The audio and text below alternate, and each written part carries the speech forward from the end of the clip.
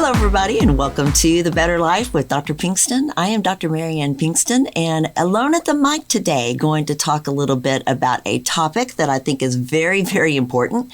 I actually am revisiting an old topic that I think you guys need to hear about, because when you are out seeing your contemporary medicine doctor, maybe even your GI doctor, this is something that is largely unheard of and untouched in contemporary medical the contemporary medical industry. So in medical school, this is something I did not learn about, but I see every day, multiple times a day. And I have patients who come to me and tell me, Dr. Pinkston, I am having a lot of trouble with my gut, with my stomach. So patients will start from the top. They'll tell me they're having gassy, burpy symptoms, the kind of sulfur burps, or they just have acid reflux. Maybe they have a little bit of nausea around meals, stomach pain, cramps, a lot of gas, constipation, diarrhea. I could go on. These are symptoms that are telling you from the mouth all the way down and all the way out that you have an unbalanced system.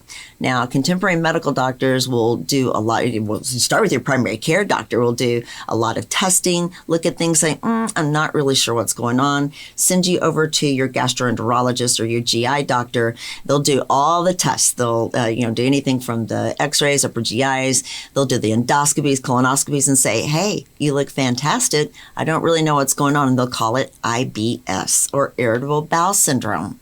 So irritable bowel syndrome is kind of a wastebasket term in contemporary medicine. That means, we really don't know what's going on. And I even went to a site in kind of researching for the show, went to a site like, I won't name the sites, but it's in the more contemporary medical sites that say, we really don't know what IBS is. And this is actually completely false. We do know what it is, and we do know how to handle it. The problem is we can't get the contemporary medical world to understand how to begin and help patients and get you started on the way to improving all these digestive problems. Now, you have to understand, when it comes to the GI tract, digestive problems is not the only situation that is behind it. So you have all these symptoms. What you don't know and what nobody tells you is that your intestine, for instance, is 80% of your immune system. So if you have immune system problems, you're getting sick all the time, you have autoimmune disorders, you have hormone disorders. I've talked about estrogen dominance before and progesterone resistance. When you have these types of issues, you have brain fog, you have emotional issues, so you have depression and anxiety. All of these things are encompassed in GI problems, and it comes from the intestinal system. So not only is it 80% of your immune system, but it also makes 90% of your serotonin. And serotonin is important to your emotional health. So when you have anxiety and depression, even some other disorders, schizophrenia, bipolar disorder, a lot of this is encompassed in the inability to make your brain chemistry, and that's coming from your gut. So how do you know? Many patients will come to me looking for a test. What test can be done? What can be looked at? Is there, an X-ray? Is there a blood test? Is there a pill? There's not really a lot of things that we do that really makes sense. So even in the integrative world, there are thousands of labs out there that are making up these new tests that test you for leaky gut or, digestive enzyme problems. And the big one is food allergies. So when patients ask me about food allergies and food allergy testing, I tell them, you really have to understand doing all these expensive giant tests that you're going to pay for out of pocket because your insurance will not cover it is not going to give you the information that you want. The information that you want is in what I'm about to tell you and what you can do on your own. There is one test, though, that can be done, and it's a zonulin test. And in zonulin, you have to think of your intestine and the intestinal wall, which is a very thin structure. It has, and I'm using something from Amy Myers, MD, who is up in Austin, is a great integrative physician. And I follow her for a lot of leaky gut topics. But she describes the intestine in that wall, that each one of those the cells are linked next to each other by a channel that has a drawbridge. So if you have a drawbridge and you have a boat that needs to go through, the drawbridge opens, allows the boat through, and then it closes again. Zonulin is the key to allowing all this system to happen. And when you check zonulin levels, you can tell by the differences in the levels whether you have a problem with the system or not. The drawbridge, when the drawbridge is broken, it will either raise too far and allow larger particles that don't belong into your bloodstream or your lymph system through. And those larger particles are food particles, toxins, even infections and parasites and things like that to actually leave your intestinal system and go through and channel into your bloodstream or your lymph system. So those drawbridges are broken. We can check those zonulin levels, and that's the one thing I can do. But upon others, I can tell when patients come in and just give me their symptoms, I know that's what you have. But at the same time, if you want to know what is causing it, there are foods and toxins, candida overgrowth, which is yeast overgrowth. There can be small intestinal bowel overgrowth, which is called SIBO, S-I-B-O, and then other toxins like mercury, BPA, and then stressors in your life. All of these things affect those channels, open them up, and allow particles to go through into your bloodstream. When those particles go through into your bloodstream, then your immune system says, hey, this is something that does not belong in the body. And it mounts an attack, essentially, of antibodies to fight what is coming through. These particles that go through sometimes look so closely similar to what your body is made up of. So then the immune system gets confused. It begins to think that that your own body is something infectious or something that doesn't belong, and it begins to attack it. And that's what we call an autoimmune illness. So when you look at things like thyroiditis or Hashimoto's, even Grays', when you look at rheumatoid arthritis, and especially when you look at seasonal allergies, eczema, all skin issues are GI issues. And related to leaky gut, you have bad acne. If you have rosacea, problems with, and again, the eczema, vitiligo, other problems like this, skin related, then you go into the seasonal allergies, but asthma, those are all autoimmune disorders that come from the gut and those open channels. The way to detect it is to practice your diet and look at certain things that are in the diet. You need to take things like gluten and dairy out of your diet and do them one at a time though. And we call it an elimination diet. You eliminate one thing at a time to see if your symptoms get better. You have to eliminate it for several weeks. And I'm not talking just, sometimes I have a little bit of gluten. I mean, you have to eradicate it completely, or dairy, or whatever substance. There's soy, there's corn, there's eggs, there's other things you can do. But start with gluten and then try dairy first. Those are the main ones. But once you eliminate that for several weeks, then maybe choose a time several weeks down on a weekend when you can afford to be sick and try ingesting that food again and see what happens. When you get those exact same symptoms and have those problems, there's your diagnosis right there. It's the cheapest and easiest test that you can do. And not covered by insurance, all these tests, that is one you don't have to worry about. Once you do these things, then you can see which foods are causing your issues. And so many will then eliminate those foods and think, okay, I've got a handle on the problem, and then I can never eat this food again. Again, that is not the focus. The focus is going back to the intestine and repairing the intestine so that you can shut those drawbridges down and prevent those particles from going across. You want to heal the wall of the intestine and allow it to start to function again. Now, you also have to go through and eliminate the issues that are causing it. So getting rid of those toxic foods, things like gluten and dairy are actually toxic to our system because they're genetically modified. They're not pure like they used to be when our grandparents, were able to ingest these things without any issues.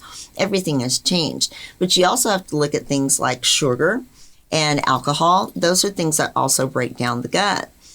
Then you want to look at, once you get the gut healed, and you can add in, or that's once you eliminate what's causing it, then you can start to look at healing the intestinal wall. There are plenty of supplements that help to do that.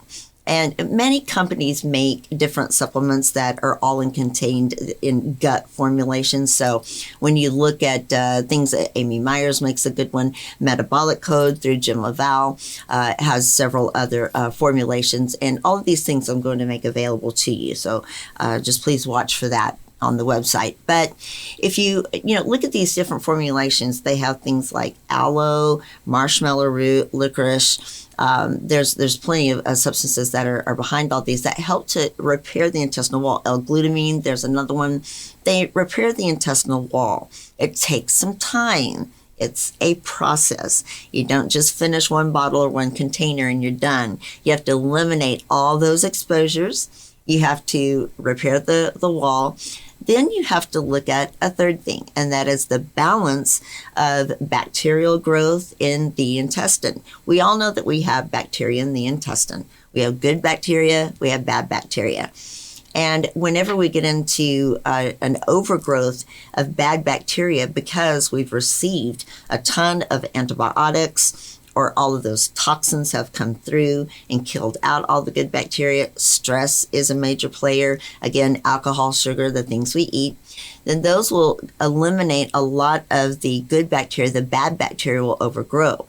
And there is another cause of leaky gut. So you've got two systems there that you've got to focus on. Many will do one or the other, and they'll go out and buy a good probiotic. If you're familiar with probiotics, probiotics help to replace the good bacteria that is growing in your system. But if you're feeding yourself terrible foods and you're breaking down the gut wall, and if you're taking only one small type of a good probiotic, you're kind of missing the point entirely. So you have to eliminate what's causing it. You have to replace the good bacteria. You also have to repair the abdominal wall, but you have to, when you're eliminating the things that are causing it, then you have to, decide which way is it coming from. Is it a bacterial overgrowth? Is it a candida overgrowth? Is it the toxins I'm taking in? Is it the stressors? Once you get all of the handle on all of those things put together, then over several weeks, months, then you can begin to see an improvement. So there's kind of the 4 R's on treating your leaky gut, and that's remove, replace,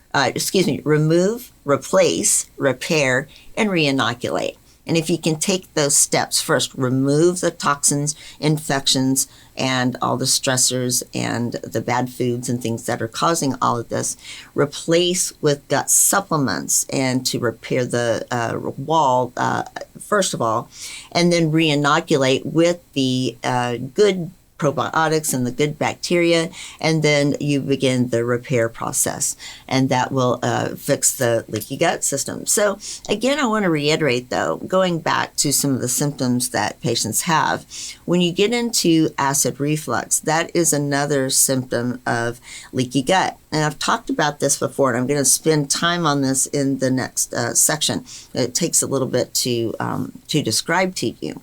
But when you are into acid reflux, this is the upper half of your GI system. A lot of this starts with the lack of acid and lack of digestive enzymes. So we have to also replace and repair that as well. And again, I'm going to talk about that kind of in the next section. But, we focused a little bit on autoimmunity. We focused a little bit on allergies. I want to focus for a minute on the emotional side of things, because when you have leaky gut, you are not making your serotonin. And therefore, a lot of patients can have, emotional troubles between anxiety, depression. Most of the time, those things go together. And if we can get the system to make the serotonin again, then you can begin to eliminate some of the emotional health issues. I also recommend vitamin D highly. So if you can get, every person I have checked for the last 20 years has had a low vitamin D. And no, it's not because we're not getting enough sun. It is because we are eliminating a lot of the ingestion of vitamin D and K2, and vitamin A, and other vitamins that helps our body use vitamin D correctly and make all of the vitamin D that we need. If we can repair that, then we can usually get the sun to work again. But you really have to focus on your system first. And so every person that I check has a low vitamin D. If I can get you to 60 to 80, on your levels. You go to your doctor and they check your vitamin D. Most patients have anywhere from 10, I've seen as low as 7, all the way up to the lower 20s. That is standard. I see that all the time. If I can get patients to take a good vitamin A, vitamin D3, and a K2 supplement around, if you can get the vitamin D around 10,000 IUs, and again, please check with your physician, your personal physician. Make sure you're okay to do this. It is very safe, but do check and take these levels. I say 10,000 IUs. It's not milligrams, it's IUs. Take about 10,000 a day or even more for a brief period of time, about a month, and try to just boost your system up. Then you can reduce down to that 5 to 10,000 range and stay with that on a maintenance phase about, 3 to 6 months. Then you can reduce down. Sometimes just take it twice a week and get plenty of sunshine, and that will help. But what that does is it raises your serotonin levels very high. It also helps to repair leaky gut. It also helps to mobilize your immune system to work better, helps you lose weight, helps all of these problems. And so that is one of the things that I add into the leaky gut repair system. The other thing too to think about is on the weight loss side of things. So everybody now is doing the weight loss injections, self-included. I mean, I'm not taking them, but I'm prescribing them. And I do the new GLP injections that patients are seeking, so highly these days. It seems like everybody's doing one. There's a reason for that. The reason is your body cannot produce its own GLP, which is what the injection is giving back to you. And that's what helps you to keep your appetite down. That is what helps your GI system to, slow down, absorb nutrients better, helps you feel fuller faster, but it also turns around all of the inflammation that is going on in your body that makes you metabolically inflamed with prediabetes and moves your set point in your weight up, wants you to gain weight. It's GLP. And once you repair leaky gut, your body begins to make that again. So if you can't afford the injections, you need to look at leaky gut, get this treated, and then your body will make its own GLP again. It is not an overnight process. Quit looking for a quick fix. This is not something that's going to be fixed quickly. Quit looking for it. This is a process. All right. I want to direct everybody back to drpbetterlife.com, where you can find all of my previous shows and take a look at my sponsors. I've had shows with Ray Solano and PD Labs. I've had shows with Dr. William Lesser, who's going to be on very soon, and he's with Magna Pharmaceuticals, and you can go to magnaweb.com to see him or pdlabsrx.com. Thank you both for assisting me. We're going to take a short break and be back on the other side. Depression, anxiety, low energy, weakness, these are just some symptoms of low B12 levels. And the absorbable B12 folate supplement that's helping people declare victory over depression symptoms is De Novo Plus B12 by Magna Pharmaceuticals. Patients with symptoms of depression often exhibit low levels of folate and vitamin B12. The human body needs sufficient folate intake to produce the essential neurotransmitters serotonin, dopamine, and norepinephrine. These neurotransmitters alleviate feelings of sadness, anxiety, and gloom. What makes De Novo Plus B12 so successful? De Novo Plus B12 contains readily absorbable folate and B12. That means it's more successful at correcting the root cause of your deficiency, not just the symptoms. Whether you are suffering with low energy, depression, fatigue, or anxiety, you owe it to yourself to learn more at magnaweb.com. That's magnaweb.com. Please let us know at checkout that you heard about De Novo Plus B12 on The Better Life with Dr. Pinkston. Hi, everybody. Welcome back. I'm Dr. Marianne Pinkston, and we are taking a look today at leaky gut, or as contemporary medicine calls it, IBS or GERD, G-E-R-D. I want to talk about acid reflux and GERD, or gastroesophageal reflux syndrome, or disease. This is something that is so turned around in our society and in contemporary medicine. So you come in with acid reflux system. What does your doc do? Gives you something like Pepcid. It used to be the old ranitidine, Zantac.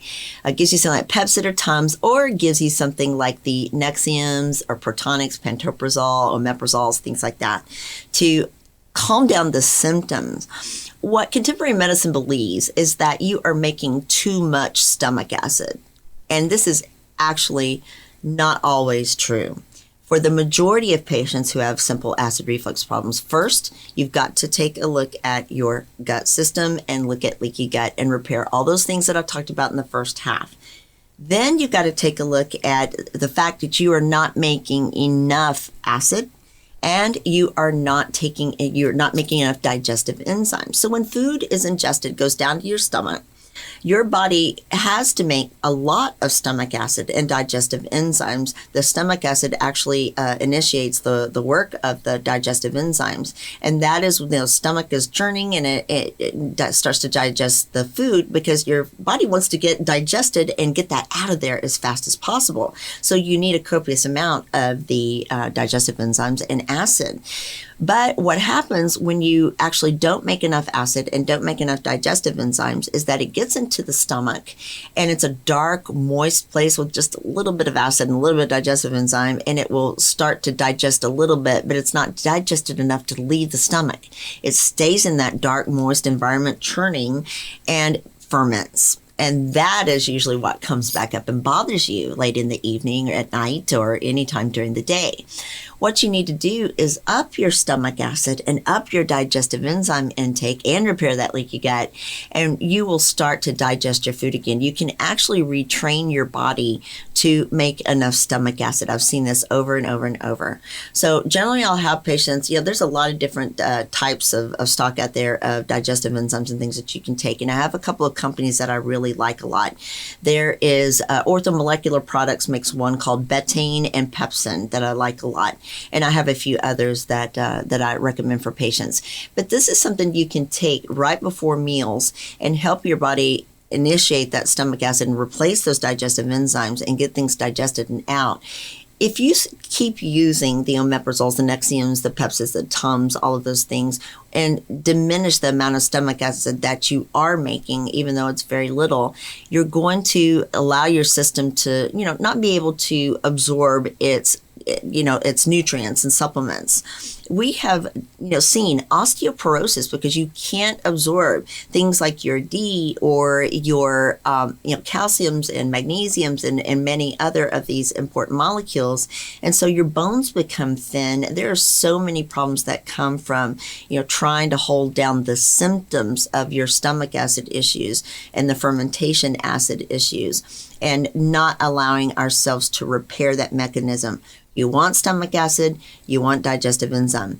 The other reason that you get, the acid reflux symptoms, there is a little sphincter that is at the end of the esophagus that helps to open and close, opens up into the stomach and prevents any acid that's in the stomach or food from going back up the esophagus or that food tube. And that sphincter gets relaxed very, very easily by things like smoking, alcohol, citrus fruits, citrus substances, tomato sauces, and also caffeine is a big one.